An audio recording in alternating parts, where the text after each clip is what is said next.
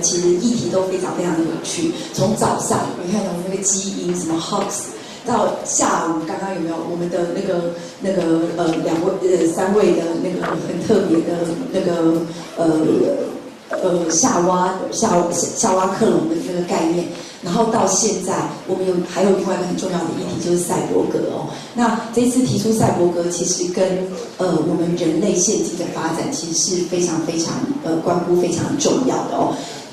我们现在常在说未来可能我们全部都是机器人，说不定我们现在里面已经有很多机器人，我们不知道，可能隔壁的那个就是机器人哈，所以我们可能都不知道这样子。所以呢，其实这是一个非常重要的一个议题。可是我们这一次在探讨赛博格或者是机器人这样的一个议题的时候，不是只是单纯的放在所谓机器之为用，或机器人为我们所用，可以为我们带来什么样更幸福的明天或未来哦，也不是只是像电影里面看到的。未来我们会被机器人统治这样的一个概念，我觉得它有更多借由艺术家之手呢，这样的一个机器人的概念，或者是这样的一个赛博格的概念呢，可能有更多人的比较内心的一个思维也好，或者是更哲学性的一个探讨也好。那2位艺术家刚好都用这样的媒材去诠释了这样的一个议题。2位艺术家也用非常优美的如果你们有机会刚刚说什么非常优雅的、非常优美的的方式呢，去诠释这样的一个议题，或者是去创作他们的作品哦。所以其实是非常难得邀请到2位这么年轻，然后又这么帅的艺术家在现场为我们去讨论机器人。说明他们2个都是机器人，你们应该是吧？你们2个都是机器人吗？对，你是人，还好，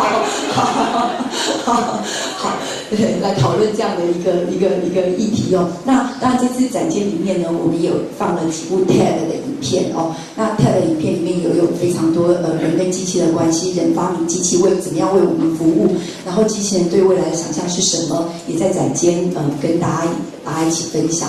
所以呢，有人黄赞伦其实都是现在在国际上，在这个议题上面，用这一类的媒材去创作上面呢，我觉得非常重要，而且是有名的艺术家。那等一下我们就让他们2位呢，个别为我们分享，之后呢，我们再回来让大家提问，回答大家的问题。那我们就先掌声欢迎2位艺术家。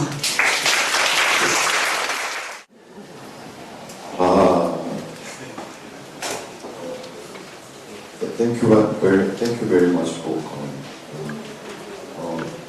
Please understand my English is not very good. So I will try my best. First, I'm very honored to show my work to the Taipei audience and other great artists in here. Also, I want to thank you to all of great staff in Taipei Mocha. Thank you very much.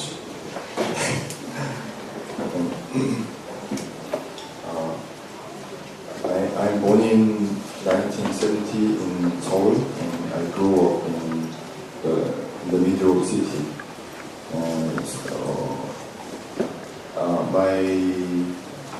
My dream was robotic scientist when I was a kid.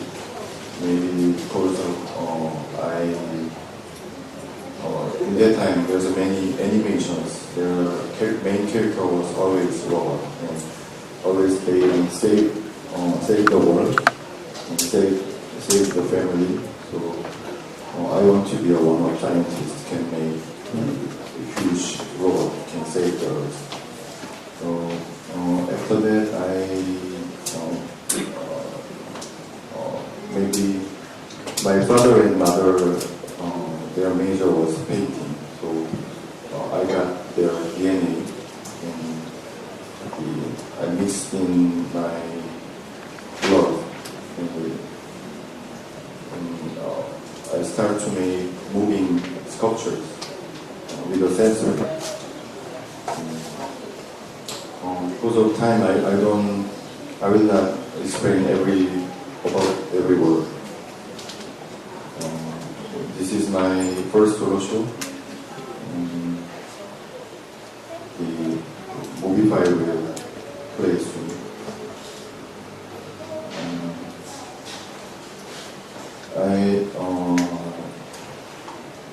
When I make first my solo show, I'm thinking about why the people want to make.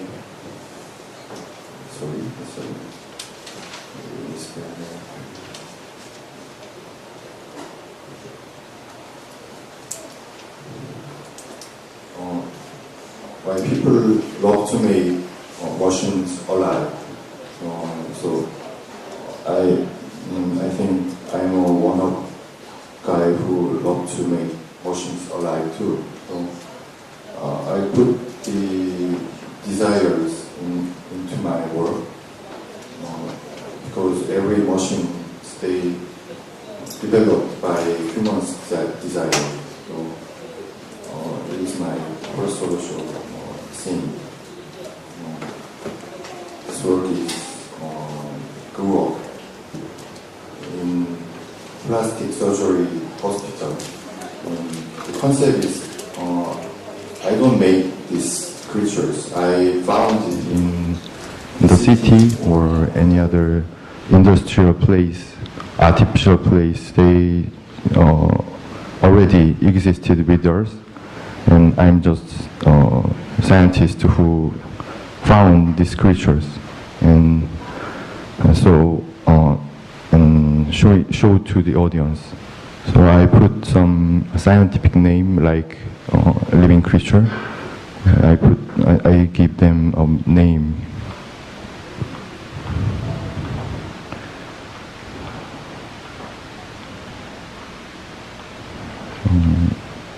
First,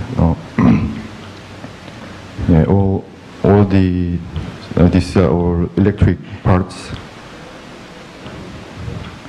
So in that time, I think the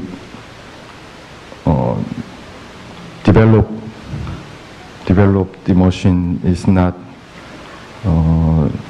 meaning of our happiness. Still, it was a different thing. So it is can crab. It's a futuristic hermit crab. They using raised can for protect themselves.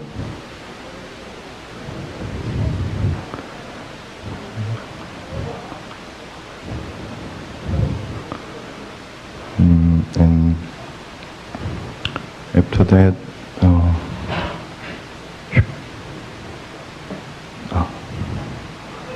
back to PowerPoint. Today I want to make the creatures more realistic. So I start to make their stories, like behavior or where they living, what they eat.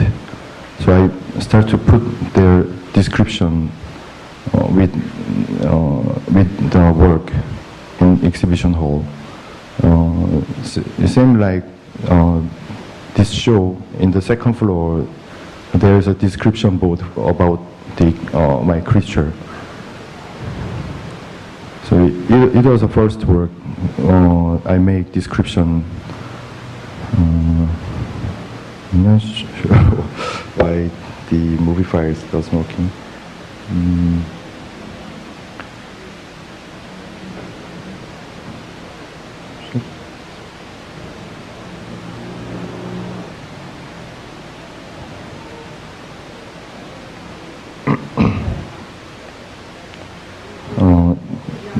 His name is Ultima Motorfox. We found it in the subway construction yard 2002, and somebody took the picture by accident, and it's a start. And this is the work in the second floor. I did, make this work in Moriarty Museum Show 2006 at first time.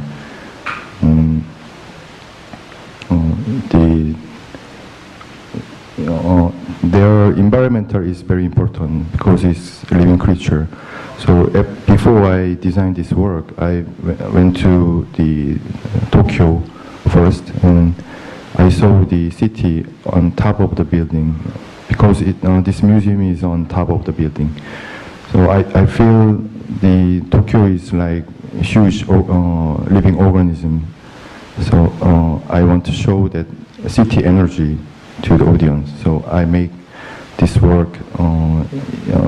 This is Urbanus, and female eat the city energy, and then he changed to light, and the female give energy to the males. And this is kind of living street light. And I saw some blinking broken street light on the street, and I imagined that creature living in the street light, and it searching for other street light.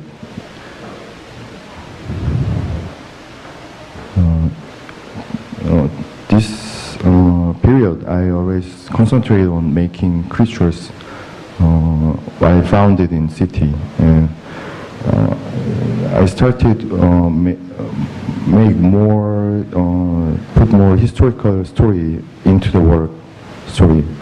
So this is founded, creature founded in Liverpool port, and I put the from like old ship and the moon shape, because the England have lots of legend about moon, and the Liverpool is famous for first steam engine boat is tested. So I mix that stories, and I designed this work. It's one of the largest work in my works. And after that, I start to the machinery can change to a god. So I trying to show what is perfect form as a god. So I found the image from Hubble Space Telescope, and I make that images into the sculpture because it was a perfect shape from the machine eye. And after that, I start to make the new mythology. It's a kind like fairy tale, and it's about another planet in the past.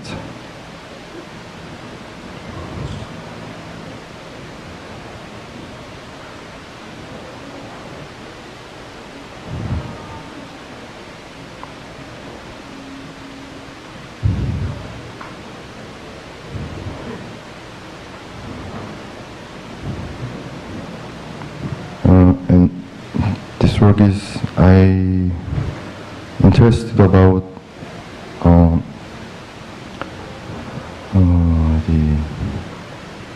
the simple creatures gather and make new form. So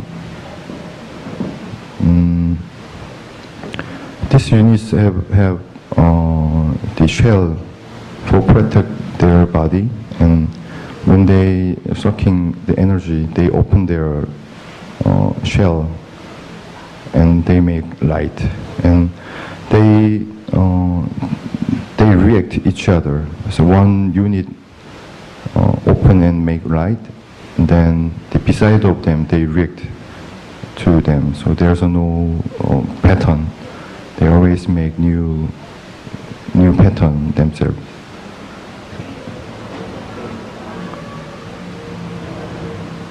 So I gather 270 units, and they make their pattern quite randomly. I just put that one seed into them and it start to make their reaction with the light. So like ant or bees, their one unit's program is very simple, but when they gather and they make totally new behavior.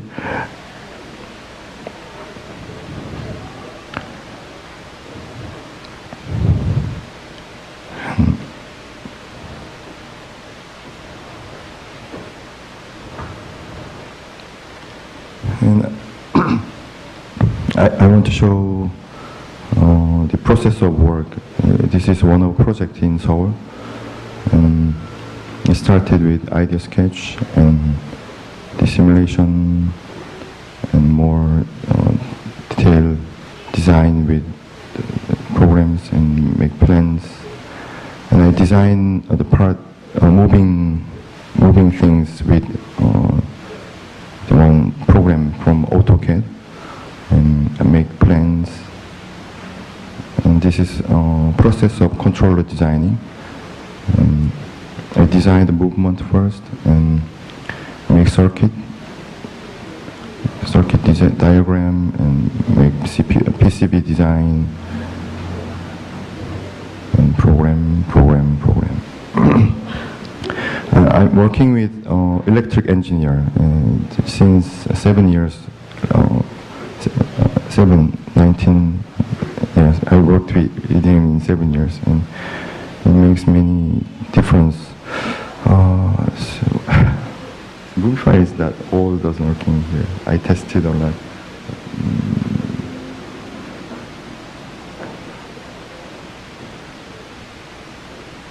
Nice. It's a similar movement. It's more soft.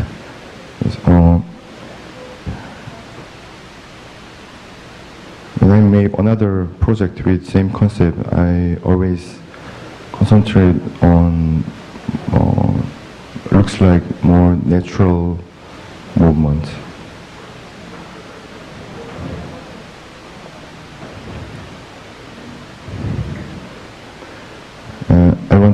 I want to show the one works how the idea is developed. This is an Antarctic ice field, and here is one creature. His name is weather seal. Many of ideas, when I make idea, I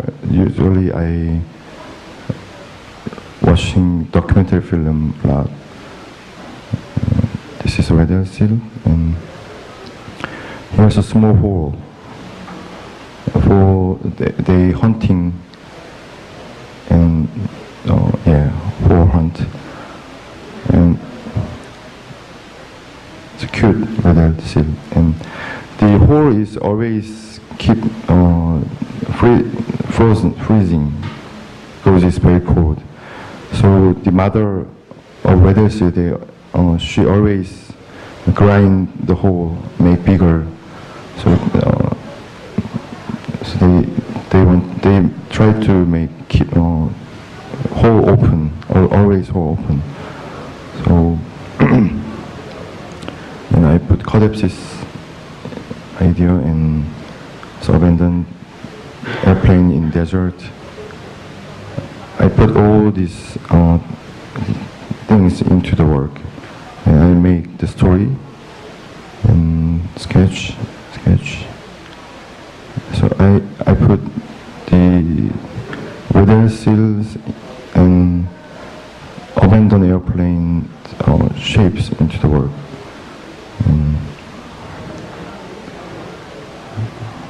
Design, sketch, and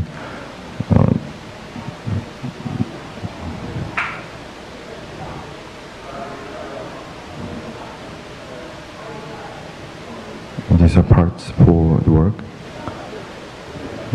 Hardworking.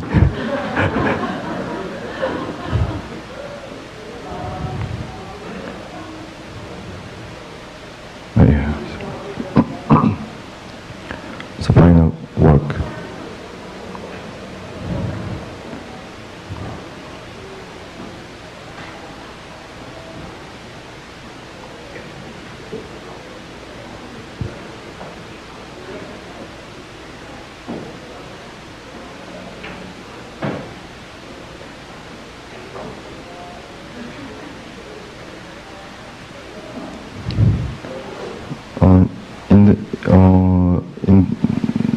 In their story, his name is Kustus Kabum, and the mean is whole of guardian. And so I imagine two different words, and they blocked with war, and some creature trying to connect with the whole, and this creature is that guardian. And if the people don't interest about another word, the whole is trying to close. So the creature lose their power, and he fell in deep sleep. But someday, suddenly, one day, the seed is start to growing up on his back. This is a seed shape, and it have a one wing. And if there's another new hole is founded, and they ready for go to the another hole for make another Kustus Kabum. It's a brief story about him, and yeah, I put that story on the wall, gallery wall.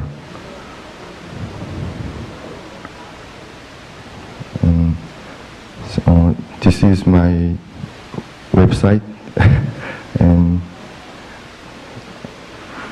after that I start to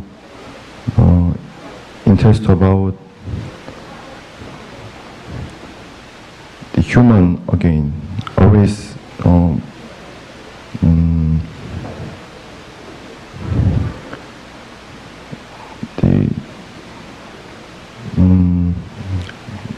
most interesting creature in Earth to me is human. So I back to human, and I start to think about human culture and system, society things. So it's one of the work from that series.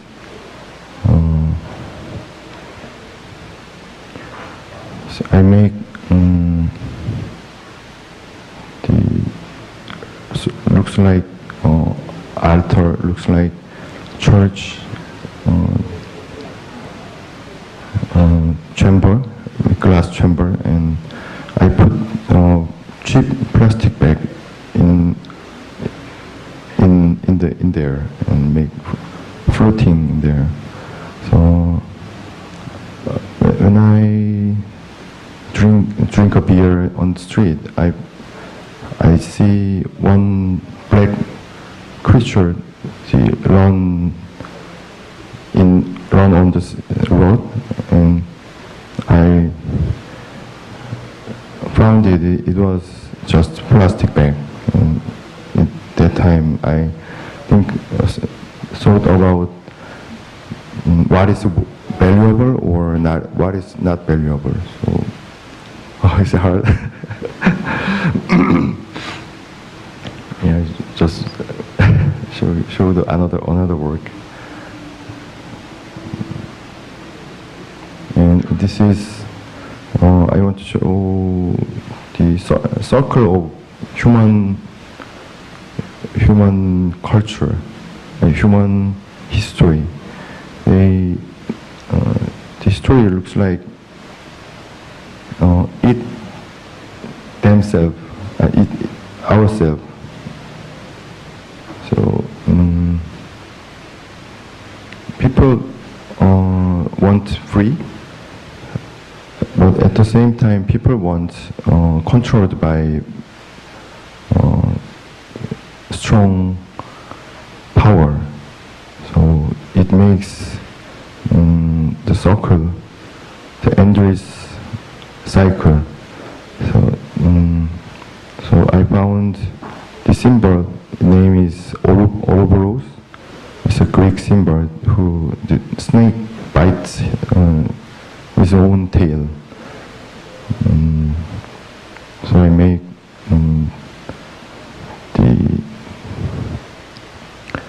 this work. So the head keep eating his own body, and the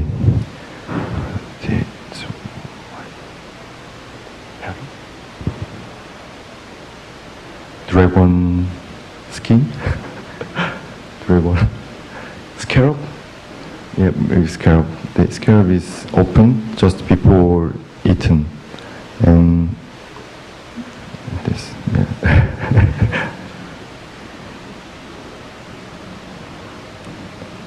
That structure was the most hard thing for me. This is another work about the society. When I was young, the merry-go-round looks like very fun and romantic. But when I ride merry-go-round, it was not very fun. So it seems like the city and the society, it looks like the system looks like very fun and romantic. Well, if we ride on the system, we found it is too fast and it looks very dangerous and very hard to on the system. It's the actual speed of this work.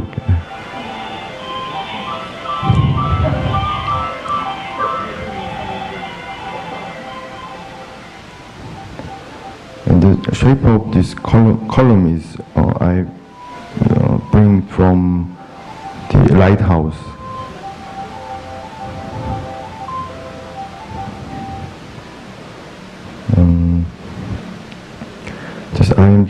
This work name is Scarecrow. So I thought about the network system will change our world. So I think the network became our new god. So people play to Twitter or the Facebook. They gather in there. So I make this work.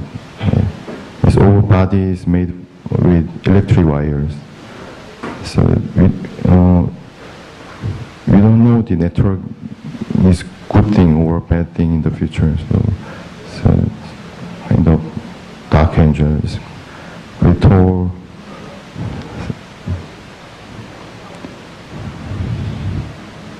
It's around 5 meter height. And it's moving like this.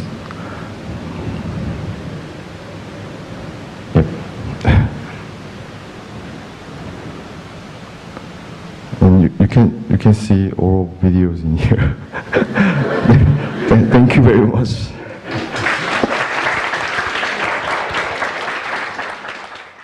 在开始之前，跟各位分享这件废弃物的一个秘密。这秘密搞不好连策展人都不知道。这个废弃物呢，其实我是在纪念一个已故的朋友。对，那他废弃物是在2011年做的，那这个朋友也在2011年离开我。对，那这个朋友呢，他陪伴了我12年。对，这个12年间几乎朝夕相处。对，那很多时候跟他一起工作啊，然后跟他一起成长。对，他甚至是我的代言人。2011年他离开的时候，真的对我来讲是世界末日，改变了我生活很大的一个状态。所以呢，我就把这个朋友的尸体，把它变成废弃物。对，那这个朋友就是我的电脑。对，他有一颗120G 的大脑，现在应该算不多，现在随便都2T。对，然后他有一个128的血脉，应该也流不太动了。CPU， 但是对我来讲，这120G 代表了我12年的记忆，所以全部跟着封藏在里面。这件事情真的不好笑，不知道在座各位有没有电脑死掉的经验？我相信真的是悲剧，对。所以当然。这个影响我很大。那同时之间，我做了这个废弃物的动作，所以这个废弃物，在2011年对我来讲，算我自己还蛮代表性的一件作品。对，那因为我生长在2个完全不同的环境的状态下，我在渔村长大，但是渔村其实它离科技非常遥远，就什么都没有。我小时候又有一点沟通障碍，不太爱讲话，那朋友也很少。但是我家里开戏院，对，然后小时候我爸爸总是会喜欢带我去做一个戏院播放前的准备，我们叫做热机，那就是一个这么大的荧幕，将近几百寸的荧幕啊，里面什么都没有，乌漆嘛黑的，我就一个小小的朋友坐在那边看着荧幕播。我爸爸因为大概我小时候吧，我爸爸专门会挑一些有关怪兽的电影给我看，或者是机器人，E.T. 啊、金刚啊，或者是哥吉拉。那个时候我其实可能有一点沟通障碍，所以其实是很寂寞也很孤单的。我总是会幻想说，这个怪兽能够离开这个东西，跑出来坐在我旁边，陪伴我一起看电影。对，那也至于是这种想法，慢慢的让我延伸出会去希望说，把这些平常我们看不到在电影里面的一些AI 也好啊，神话故事也好，怪兽也好，它当离开了这个安全的状态，在我们现实生活中会怎么样？这是我一直非常感兴趣的事情，所以也很着力的在做这件事。对，所以到后来一直去执行这件作品的时候，有一个状况发生了。这个状况发现，我似乎像一个巫师，我像做了一个这样子的人，然后我在召唤灵魂进入，他希望他是活的。可是这个同时间非常吊诡的一件事情就是，当我把它完成之后，我觉得我在做墓碑。对，我只是在我只在刻一个类似像讲公铜像一样的东西而已。那个转换对我来讲有出现了这样的问题，于是我就加了一些动作。我希望说，加了动作之后，很像这个时间跟空间跟我们已经同在了，我们会动嘛，它也会动，假装它是活的。继续做一阵子，很像真的活了。再过一阵子，我发现，并没有，这个动作是死亡的动作。对，所以就一直在这个过程里面在打转了很久。这个是2010年的作品，那是废弃物之前的作品。那这是2个非常大的模型板，180公分乘180公分。这之中他男生应该对他非常熟悉，它就是玩具模型板，拿起来拼一拼可以组装一个人。我在想说，未来有一天科技发展到一个程度的时候，是不是我们就真的买一个回去，然后拼一拼？哎，或者在我们身边是仆人，或许是我们的伙伴、朋友，可以聊天，可以谈心，或是帮我们带小孩。sorry， 这已经不是未来了，这是现在。日本已经有一个机器人叫 Asimo， 如果有关注机器人的人，应该知道他现在已经能够做这些事情了。那我做这个，把它变成一个非常消费性的方式，它很像随手可得，但是随手可得，在我们越随手可得的东西，我们人的欲望就是越随手可以抛弃。对，那对我来讲，我如果买了一个这样的东西回来，然后他陪我聊天，帮我带小孩，然后在我身边陪伴着我，他如果没电了，或是他跟我的电脑一样坏了，我怎么面对他？他是我的朋友呢，还是我的伙伴呢，还是家电，跟他没两样，关机什么都没有，就是再也不是。我怎么面对他？所以从这个之中，我一直开始慢慢的去转换，去找这个东西，AI 这东西它的是不是灵魂体的一个物件的产生？所以一直做，然后一边做一边想到后来又发生一件事情，就是主客的关系跑掉了。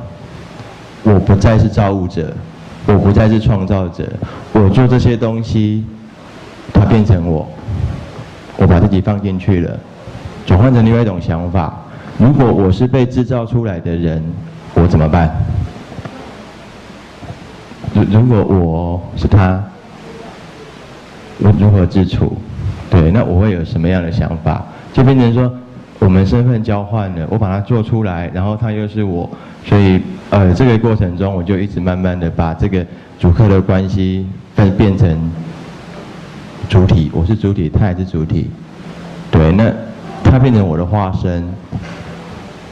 就这个时间点的时候，我就会开始慢慢的去想，我是不是那么有意愿被产生出来，或是我被产生出来，我接下来怎么办，或是我被这样子呈现出来，那我的所被期望或是所被包袱的功能，我愿意吗？变成说，在我心里面一直不断的打问号，打问号，打问号，打问号。即便它现在只是个形体，但是对电脑什么其实还蛮 OK。那这个稍待，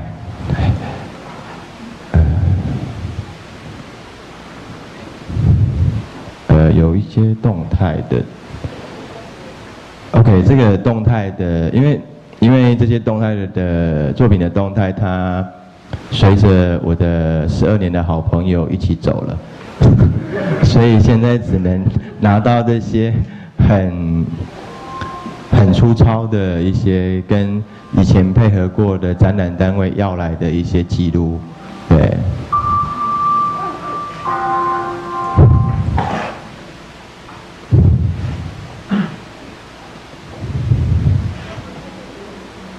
这是2009年在台北展览的时候，一场叫做"真的是假的"，就是真的 ，but 是假的。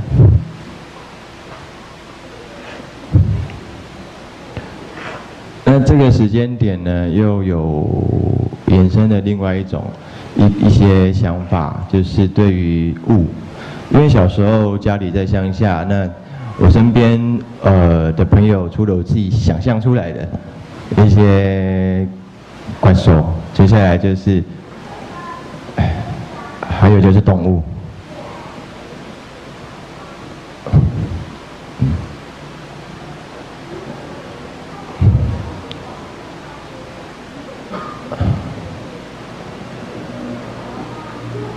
它是一个蛋，可是它的用羽毛把它组合起来的一个蛋，它会跳，像皮球一样跳。我对这些东西我非常着迷，因为会觉得说，我们总是喜欢去获取一些动物的东西，比如说我们有羽毛，我们有羽绒被，我们有羽绒外套，那我们有很多的物件都是会从动物身上拿下来放在我们身上去温暖我们，或者是给予我们什么样的能量。所以我会把这些东西的皮质最原始的东西都保留下来，然后在这些皮质的东西去做一些动作。这是一件马毛。OK， 这里有 ，sorry。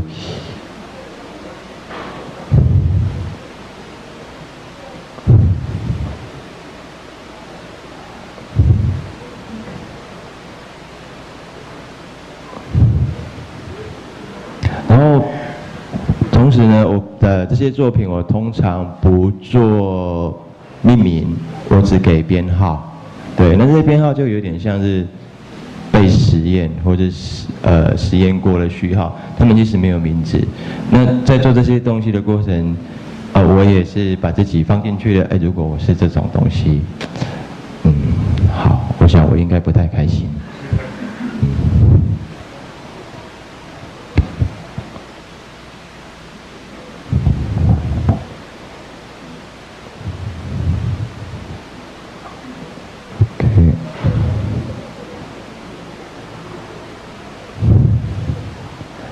那他们一样，就是用非常非常简单的原理跟基建的结构去产生的，那其实一点都不困难。那常常有一些朋友问我说：“怎么做啊？”我说：“很简单，你就做个面具，把电风扇的叶子拿掉，在电风扇放一个面具，它就是了。”对，这就是我刚才所说的皮质的部分。因为对我来讲，羽毛应该是在天空飞的东西。今天为什么会在我的外套里？那为什么会在我的棉被里面？有一天我盖棉被盖我的棉被突然破掉了，一根羽毛这样飘出来，我在想说，这东西怎么会在我身上呢？所以我希望把每一根羽毛重新的去让他们记忆过在空中飞行的样子，因为对我来讲，羽毛我非常喜欢，对。然后这是另外一件作品 P886，也是比较属于人形的部分。我想说，未来的环境，很多人因为压力大或者什么，小朋友都生不出来，那就做一个，我就把它做成这样子的状态，我们会喜欢这样的小孩呢？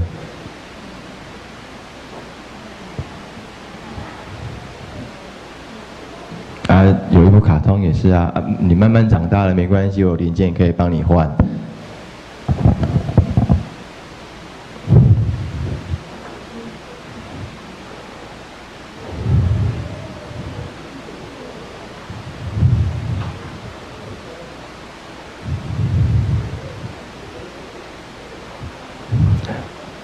后来慢慢的从乡下到城市的时候，我过着跟小时候在乡下没什么两样的生活。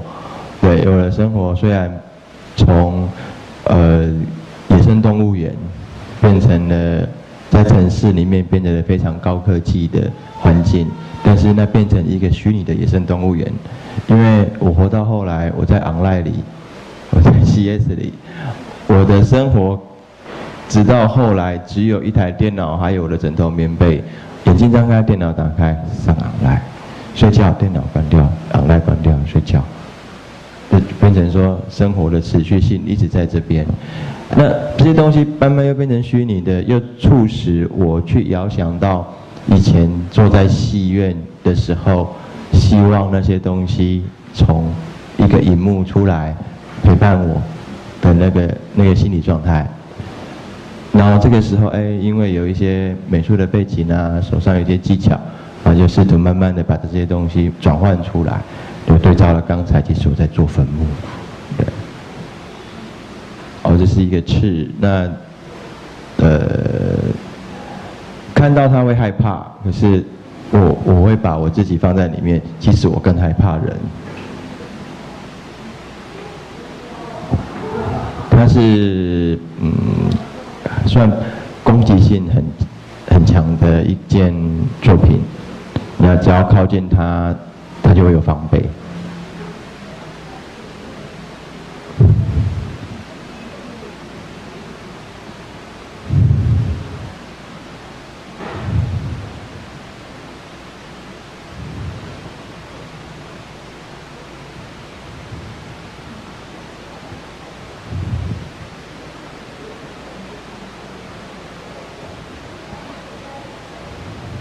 这是也是一样，只是编号，然后是一件蛇皮。那时候在路上捡到一件蛇皮，我就觉得很有趣，所以就去把它的皮留着，留下它最原始的动作、最原始的功能，就是一种很缓缓的蠕动。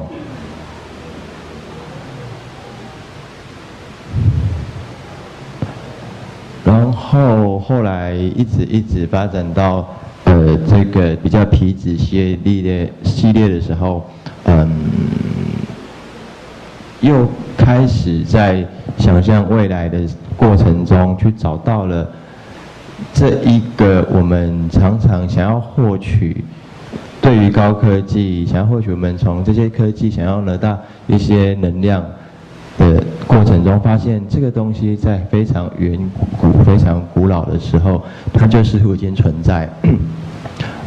比如说有很多种状况，比如说希腊神话里面的美杜莎有蛇的头，然后有埃及有人身，然后人的身体，狗的头。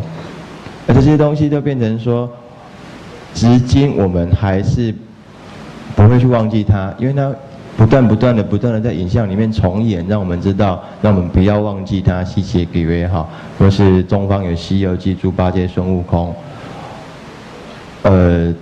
在东方的一些对于动物身上所获取的能量，那个意象更明显。我们常常知道蛇禽雕手、形意拳、蛇拳、虎拳、狗拳，什么都有。我们总会觉得说，在这个动物身上获取到这些能量，我们似乎就更强大。但是这听起来很像很遥不可及，在我们的现实社会中，在我们的环境中，常常会有一些不沉稳的一个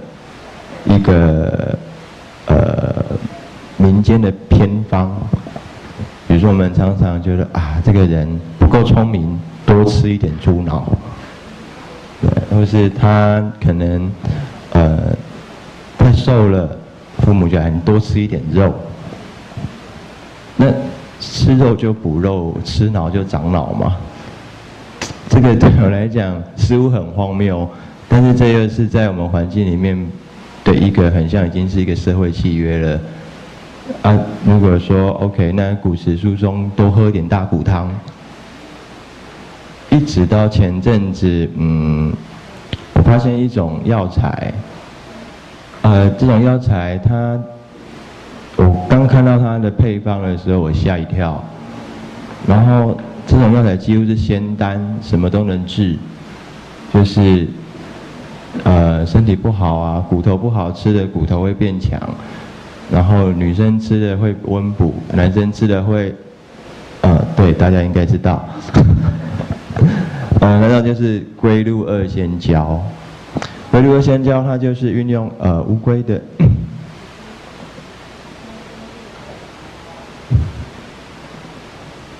它就是用乌龟的壳跟鹿的角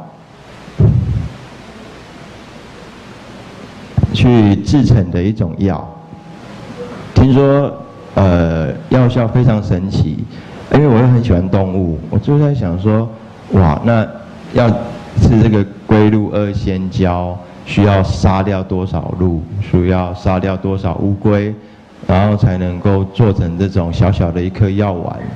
所以在想，好，那没关系。如果说未来科技或者现在科技可能的情况下，我把这些基因组合起来，我做一个就龟鹿二仙，那就不要杀掉2只嘛，2比1，不要杀掉1只。但是我把它放在人的身上，它是一个人形，似乎下不了手，似乎下不了手。但是我常常试问，人不是也是动物的其中一种吗？对，那你对人下不了手，但是对其他的动物很像爱不释手。对啊，拼命杀，拼命吃。此时我又把自己又投身成，其实这个龟鹿的仙交就是我就会把它放进去。如果我是这样子被执行出来的人，我愿不愿意这样子带着功利性或者带着目的性的方式活着？所以，与其就给他个叶克膜，对，就要死不死了嘛。就是叶克膜，就是他已经是一种濒临死亡的状态，甚至已经是死亡的状态，只是利用那个在维持呼吸而已。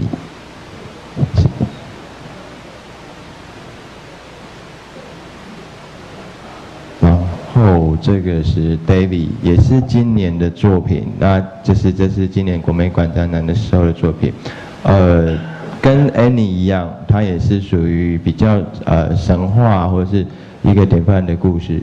那 David 他会撞墙，就去看他的时候，他就会拼命的撞玻璃，撞到自己秃头为止，然后破皮。对，那些记录也在电脑里。对，那。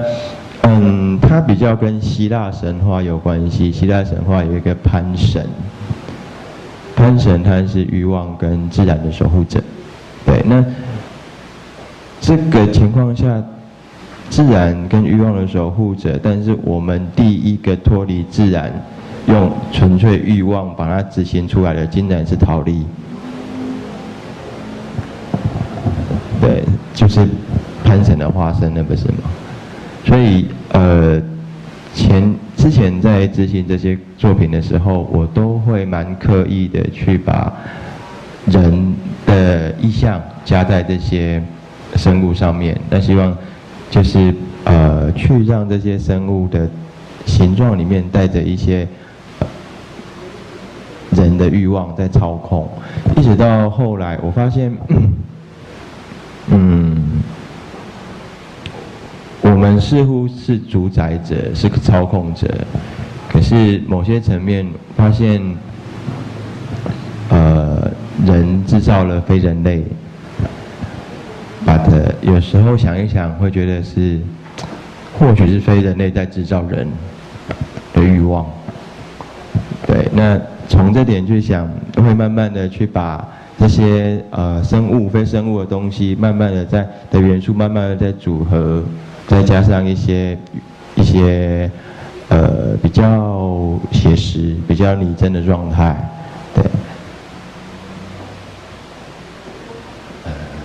还有的。OK， 然后。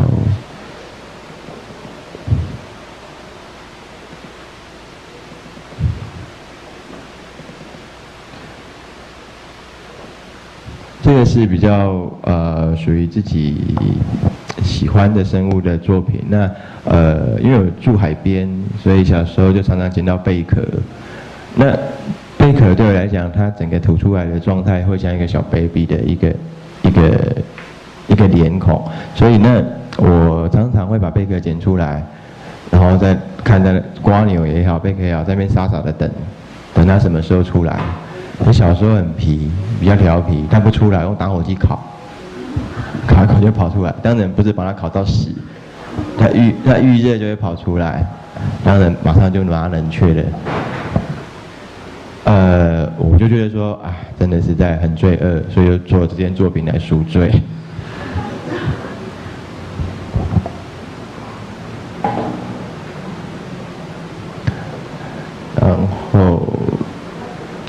这是一个小朋友，他影像很像也不见，他在绘画，但是他对着一个大荧幕绘画，他始终画的就是他自己还有他的环境。对，那也会动作，变成说他在被制造出来的时候，开始对于自我的认同感跟自我的价值观开始有怀疑的时候，他如何再去重新辨识自己身为何物或是实为何物？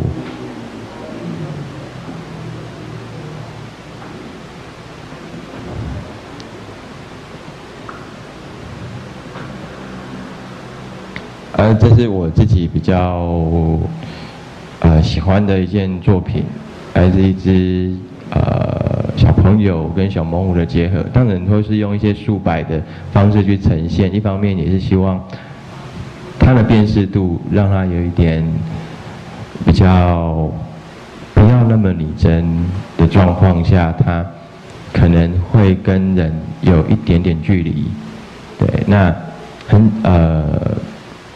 让人发现它是假的，对。可是这有一个很吊诡的事情，它不动的时候让你发现假的，当你突然靠近它，它动起来的时候，你的身体早把你出卖了。那0.1秒你还没来得及反应的时候，你早就已经相信它是真的，再假的东西都是真。对，这么说好了，我们常常去博物馆看蜡像，我们看到那是假的，可是他什么都不做也不动，突然对你眨个眼，吓死了。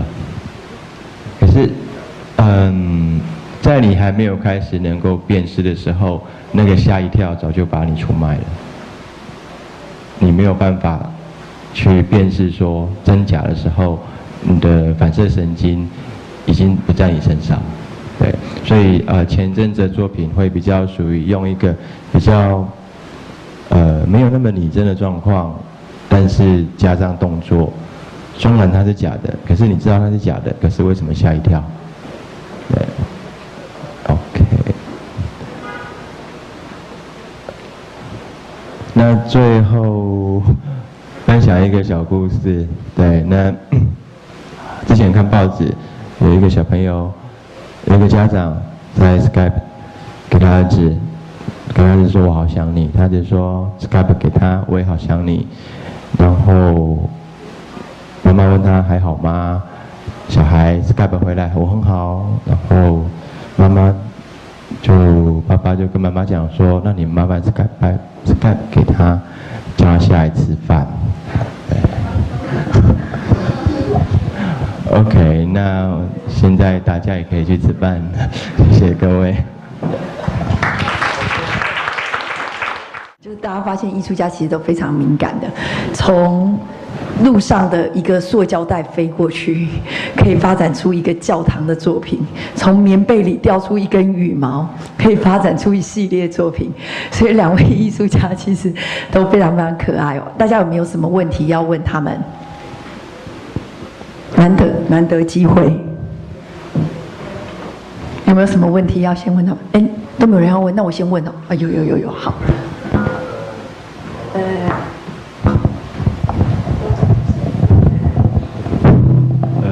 我想请问黄占仁老师，黄占仁学长，对，就是你的作品有蛮多在机械仿生的作品上，你在就是加入人的元素进来，对，那有看到很多人脸的部分，那你在构筑这个人脸部分，你有参考谁的样貌吗？或者说，在捏塑人脸部分有什么样的想法？对，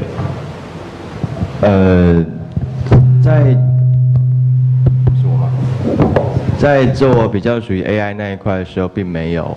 那通常都是比较属于自己徒手去把这个样貌形出来，并没有说特别去参考谁。对，因为我比较希望它是个中性，是个没有表情，甚至没有情绪。OK， 可是这个东西做出来之后，常常会有观众告诉我，怎么都那么悲伤。对，我不知道各位会觉得那个东西看起来很悲伤吗？但是我必须承认这些东西都没有表情。后来我发现悲伤的不是作品，是观众。对，那个东西会自己的反射情绪，把自己的反射出来，是大概是如此。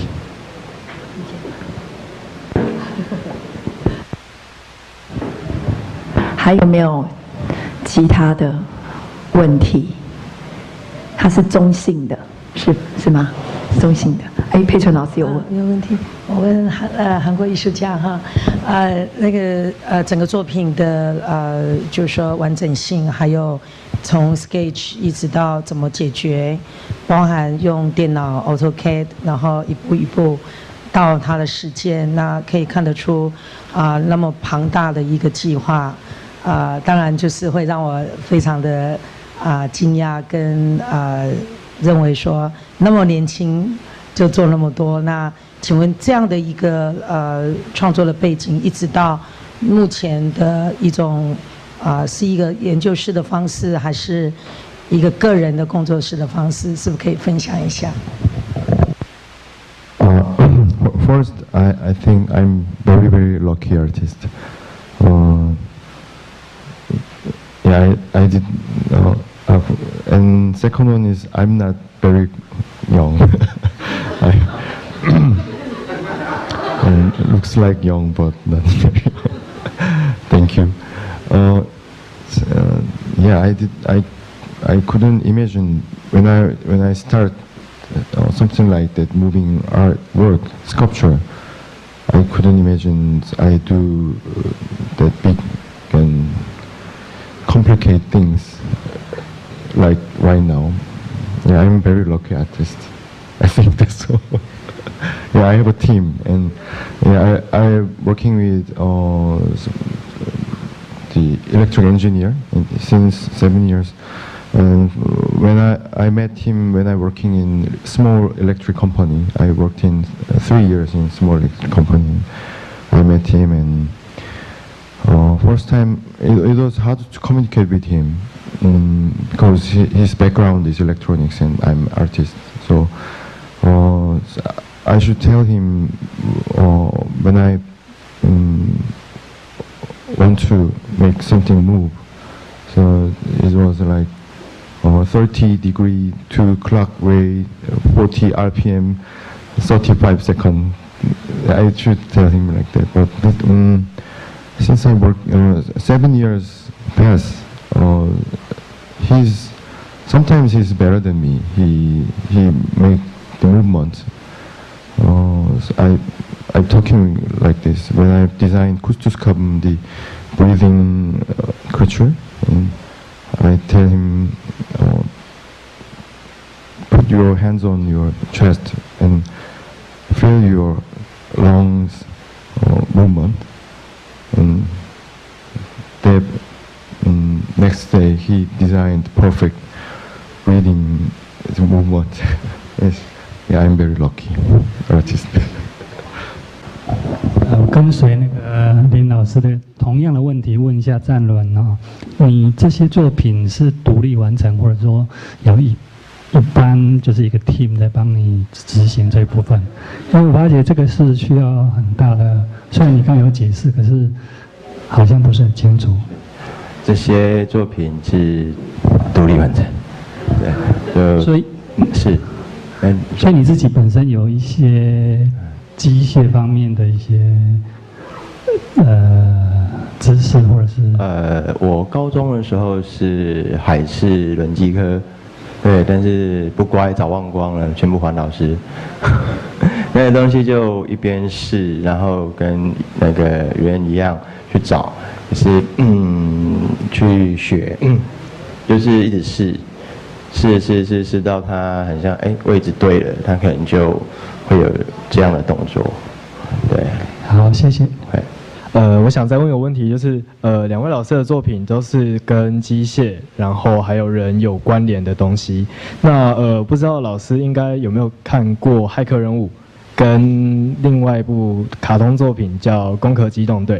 那这2部都是在探讨机械跟人的关系。那不知道2位老师在对这方面觉得因为我们这个展的主题是后人类，那在未来的人类的世界里面，老师觉得学长觉得或老师觉得未来人类跟机械的关系会是像骇客任务那样是机械主导人类，还是说是像攻壳机动队那样是和平共存的一个状态？不知道老师对未来这方面的关系有什么样的看法？2位老师。Yeah, I understand just few words. He asked me, how do you think about future? I don't know. Who knows? Yeah, if I know about future, maybe I will change my job to another. I think there's many viewpoints can imagine about future, like him and me. So I think we have a similar the interest about the future or present time, and we had a chance to talk to each other yesterday, and we found our hobby and our favorite things are very similar. And I know that when I see your work, and I immediately okay. Yeah, interesting thing is that we don't know about the future, and I think artists enjoying the imagination about the future. So, and all the artists have different idea, and that is interesting point about the art world, I think.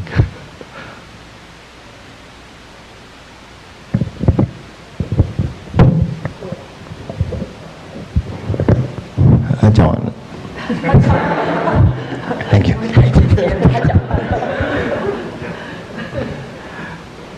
OK， 那我现在是问你，就是说你有带智慧型手机吗？我也有。对，那我们一起用手拿着，我们一起举高，我们一起举高，再高一点啊！我们数1、2、3，一起放手。他也不敢放手。我也不敢。所以我想你应该有答案了。可能今天的研讨会就必须到这里结束。那欢迎大家明天继续来参加研讨会，我们明天会继续讨论这一类的议题。那等一下我们跟艺术家也会有另外一个艺术家跟艺术家之间的交流。那就今天谢谢大家来参加我们这一场研讨会。